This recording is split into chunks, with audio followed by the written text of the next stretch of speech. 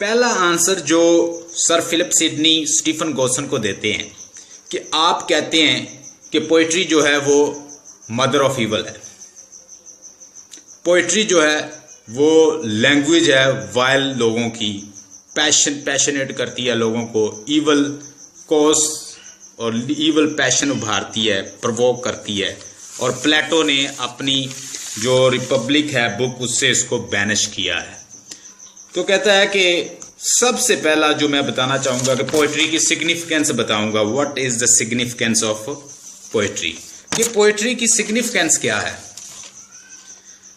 कहता है कि दुनिया के अंदर जो प्रॉफिट हैं या जो फर्स्ट लोग थे उनकी लाइफ के अंदर एक रिदम था, वो भी रिदम को लाई करते थे, पोइट्री को लाई करते थे, साउंड को लाई करते थे, बुक्स को लाई करते थे। ठीक है, जो पहली बुक्स हैं जैसे जितनी भी स्क्रिप्चर है, चाहे वो बाइबल हो, चाहे वो तौरात हो, चाहे वो होली कुरान हो, चाहे भगवत गीता हो, चाहे वो कितनी भी इंडियन फिलॉसफी इंडियन बुक्स हों या वो कितनी मुस्लिम बुक हो, अरबिक बुक्स हैं, जो जितनी भी एंशिएंट बुक हैं वो आपको पोइट्री की फॉर्म में मिलेंगी। तो ग्रीक रोमन में पोएट को डिवाइन कहा जाता है, पोएट को टीचर कहा जाता है, पोएट को प्रॉफिट कहा जाता है, पोएट को ग्रेट मैन कहा जाता है। और पोएट जो होते हैं वो बड़े रिस्पेक्टेड होते हैं, वो प्रोफेसीज बताते हैं, वो नॉलेज बताते हैं जो एक आम आदमी के पास नहीं होता। तो पोएट की बड़ी इज्जत की जाती है, पोएट को बड़ी रिस्पेक्ट से देखा जाता है। तो सबसे पहले तो ये है कि इसकी सिग्निफिकेंस पोएट्री की ये है कि ये लैंग्वेज है किसकी, it is the language of the teacher, profit, divine और ट्रूथ टेलर की, और ये ग्रेट पीपल की स्क्रिप्चर इसमें हैं, और इसके अंदर होली कुरान है, इसके अंदर बाइबल है, इसकी बाइबल की बहुत सारी बुक्स हैं। अगर ये बुरी होती तो गॉड कभी भी बाइबल के बहुत सारे चैप्टर्स जो हैं जो पोइटिक्स फॉर्म में लिखे हैं तो वो कभी नहीं लिखता। ये अनप्रॉफिटेबल भी नहीं है, वो कहता है, स्टीफन गॉसन कहता है कि ये बिल्कुल अनप्रॉफिट है, ये मदर ऑफ लाई है।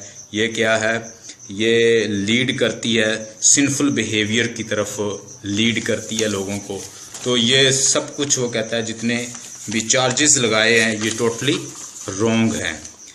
तो इसके साथ हम कुछ डिस्कस करते हैं कि ये बेसिकली जब स्टीफन गॉसन ने 1579 में अपनी बुक लिखी, अब्यूज ऑफ स्कूल लिखी, तो ये फौरन उसने उसके बाद ही उसका जवाब दिया। फिलिप सिडनी ने उसके बाद ही उसका जवाब दिया। 1580 में इसको लिखा, तो लेकिन वो पब्लिश नहीं कर सका क्योंकि उस वक्त लेट 16 और अर्ली 17 सेंचुरी का जो पीरियड था वो पीरियड प्योरिटन्स का था, वो प्रोटेस्टेंट का था। प्रोटेस्टेंट जो थे वो छाए हुए थे, उनका एक नाम था, उसकी गवर्नमेंट थी, और उनसे खौफजदा किसी को जुर्रत नहीं थी कि उनके खिलाफ आवाज़ उठाए। जो उनके खिलाफ आवाज़ उठाता था he was beheaded or his head was chopped off. So such kind of fear was there and he could not publish in his life. Later उसके फ्रेंड ने उसको पब्लिश करवाया इसकी बुक को। उसमें उसने सारे जवाब जो हैं, जितने भी आंसर हैं, वो जो जितने भी आंसर थे वो दिए। अच्छा, ये बात स्टार्ट होती है रोमन ग्रीस से।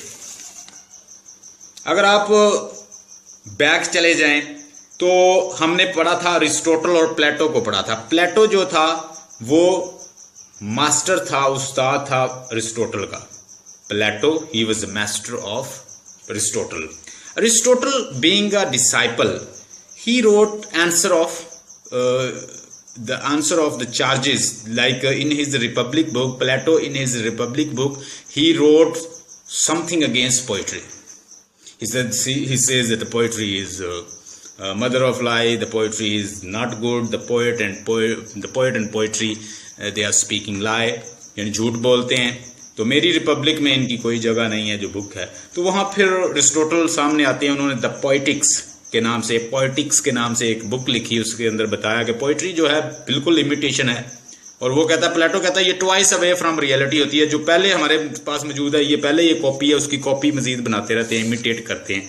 कि उसने प्लेटो ने कहा कि it is mimesis, it's just mimetic art, यानी आर्ट की एक इमिटेशन है।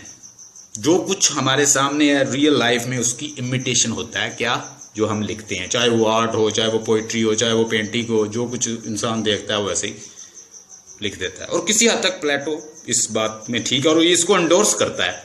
अरिस्टोटल ने इसको एंडोर्स किया कि बिल्कुल आप ठीक कह रहे हैं सर, आप ठीक कह रहे हैं कि पोइट्री जो है